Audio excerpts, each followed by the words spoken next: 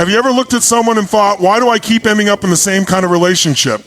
Maybe it's a friend who drains your energy, a partner who never supports your dreams, or a coworker who makes you doubt your worth. Here's the truth, it's not bad luck, it's a pattern. And until you recognize the 7 types of relationships silently destroying your mental health, you'll keep living the same emotional Groundhog Day over and over again. Today, I'm not just going to tell you what they are, I'm going to help you break free from them starting right now. Because you deserve peace, power, and real connection, not emotional chaos disguised as love or friendship. Let me tell you this, 7 types of people. First is the emotional vampire and the energy thief. Let's start with the one that silently destroys more lives than people realize, the emotional vampire. You know this person. You can feel it the moment they walk into the room, it's like the air gets heavier. You were having a good day, your energy was high, you were hopeful, and 5 minutes into talking with them, you feel drained, small, and empty.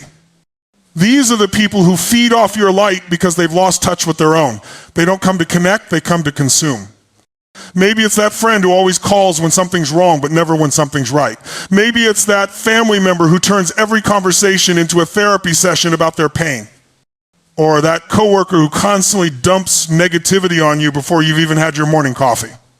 And here's the part that hits hardest. They often don't mean to hurt you. They're just so used to living in darkness that your light feels like survival to them. But listen, you can't save someone who refuses to hold the candle themselves. You can love people without letting them drain you. You can care without caring. Because every time you let an emotional vampire take your energy, you lose the power to create, to love, to grow for yourself. So if you're always the one listening, fixing, rescuing, pause, you don't owe your peace to someone who only shows up for your light when they're lost in the dark. Protect your energy. It's not selfish, it's sacred. Type 2 is the gaslighter and the reality twister peoples. This one is dangerous because it doesn't just steal your energy, it steals your truth. The gaslighter is the person who makes you question your reality. You know what you saw, what you felt, what you heard, but somehow, after talking to them, you start to doubt yourself. You hear lines like, you're too sensitive. That never happened. You're overreacting.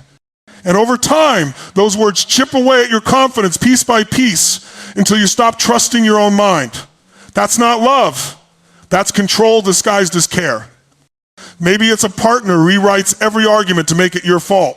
Or a boss who manipulates you into thinking you're lucky to have the job you already earned. Or even a parent who makes you feel guilty for setting boundaries as an adult. This kind of relationship is emotional warfare. It's slow, subtle, and suffocating. You start walking on eggshells, apologizing for things you didn't do, second-guessing your own emotions. But let me tell you something powerful. You are not crazy. You are not too sensitive. You are not the problem. The moment you start recognizing gaslighting for what it is, manipulation, that's the moment you take your power back. Because clarity is strength, truth is healing, and no one gets to rewrite your story but you. Type 3 is the one-sided supporter and the disappearing cheerleader peoples. Now let's talk about a relationship that hurts the quietest, the one-sided supporter. You know the type. You're always there for them every time they need advice, comfort, encouragement. You show up. You clap the loudest when they win. You drop everything when they fall. But when you finally need someone's silence, you post about a tough day, no message.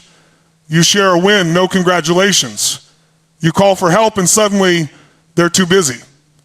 And deep down, it breaks something in you. Because loyalty isn't supposed to be one-directional. Support isn't supposed to have conditions. These are the people who love you when it's convenient, not when it counts. They drain your emotional tank by constantly taking your time, your kindness, your care, and never refilling it. But here's the truth. You deserve reciprocity. You deserve people who clap for you, not just with you. People who show up when it's messy, not just when it's Instagram perfect. Stop chasing people who make you feel like you're hard to love. Real love, real friendship doesn't keep score. It gives because it cares, not because it's convenient. So if you're always the one showing up and no one's showing up for you, it's time to step back, not out of anger, but out of self-respect. Because your energy is precious. Don't spend it proving your worth to people who never earned your loyalty. Type 4 is the drama magnet and the chaos creator peoples. You ever meet someone who seems to live in chaos? Every week it's a new crisis, a new fight, a new problem, and somehow you always end up getting pulled into it. That's the drama magnet. They feed off intensity because peace feels too quiet for them. These are the people who can turn a calm Sunday morning into an emotional hurricane. They'll start an argument over nothing, twist small things into explosions, and somehow you're always the one trying to calm the storm they created. And at first, you tell yourself they just need help. They've been through a lot. But soon, you realize the drama isn't happening to them, it's being created by them. Here's the truth. People who are addicted to chaos will always pull peaceful people into their storm. But it's not your job to fix what they refuse to heal. You can love someone and still protect your peace. You can care deeply and still choose distance. Because every time you step into someone else's drama, you lose a piece of your own calm. And listen, peace isn't boring. Peace is power. It's the space where you hear your own thoughts, where you rebuild your confidence, where you create the life you actually want. So when someone tries to drag you into their chaos, smile and step out of the storm. You're not abandoning them, you're honoring you. Type 5 is the controller and the master of your strings, peoples. This one is subtle and dangerous. The controller doesn't need chains or cages. They control you with guilt, fear, and obligation. It might be a partner who says, I just want what's best for you. But what they really mean is, I want what's best for me. Or a parent who says, after everything I've done for you. Or a boss who manipulates your loyalty to keep you small. Control doesn't always look like shouting. Sometimes it sounds like sweet concern. But make no mistake, it's still control. The controller thrives on power. They make you doubt your choices, question your instincts, and eventually you stop making decisions without their approval. You start shrinking quietly just to keep the peace. But here's the truth. Love is not control. Respect is not control. Support is not control. Real love says, I trust you to live your life. Real love celebrates your freedom, it doesn't punish it. You weren't born to live on someone else's leash. You were born to create, to choose, to stand tall in your own truth. So if you've been made to feel guilty for wanting space or selfish for setting boundaries, hear me now. You're not selfish, you're self-aware. The moment you take your power back from a controller, the world opens up again. You breathe deeper. You think clearer. You remember who you were before someone tried to tell you who to be. Type 6 is the passive-aggressive partner or friend, the silent punisher. Now this one can be the hardest to spot because it hides behind smiles, sarcasm, and silence. The passive-aggressive person doesn't attack you directly, they bruise you quietly. They say things like, oh, I guess you're too busy for me now. Or, must be nice to have all that free time.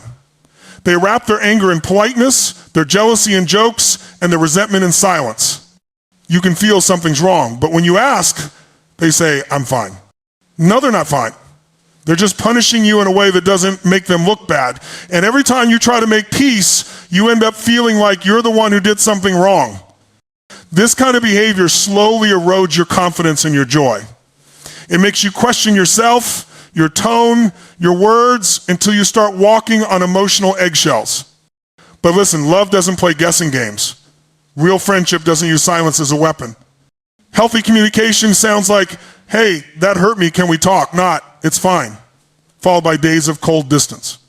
You deserve relationships where you don't have to decode the meaning behind every text, every sigh, every sarcastic comment. So if you're stuck in a cycle of guilt, confusion, or constant over-explaining, stop apologizing for things you didn't break. People who truly care about you don't make you guess how they feel, they make you feel safe. Choose honesty over manipulation. Choose peace over guessing games. Because silence should be a place of calm, not punishment. Type 7 is always the victim type and the emotional anchor people. This one, it hits hard. Because the always the victim type often wears the mask of innocence and your empathy becomes their power. You know the kind, no matter what happens. It's never their fault. Life is always unfair, people always wrong them, and they're forever the one who's been betrayed. And because you're kind, you listen. You comfort. You try to help them see hope. But soon, you realize they don't want solutions, they want sympathy, they don't want growth, they want rescuing. And every time you jump in to save them, you end up drowning a little bit yourself. These people live in a constant storm of self-pity, and they'll pull you into it if you let them. They'll make you feel guilty for having peace, guilty for having success, guilty for having joy. But here's the truth. You can't heal someone who's addicted to being hurt. You can't lift someone who refuses to stand. There's a fine line between compassion and captivity. And if you keep carrying someone who chooses not to walk, you'll both stay stuck. So love them, but love them from strength, not sacrifice. Sometimes the most loving thing you can do is stop rescuing and start respecting your own boundaries. Because when you stop enabling their story of victimhood, you give them a chance to finally write a new one. Remember this, empathy should connect you, not confine you. Helping someone shouldn't mean losing yourself. It is a message for you. You were never meant to live in survival mode. You were built to rise, to love deeply, to breathe freely, and to stand tall in your truth. So close the doors that hurt, open the ones that heal, and remember, your peace is your power, your boundaries are your freedom, and your self-worth is non-negotiable.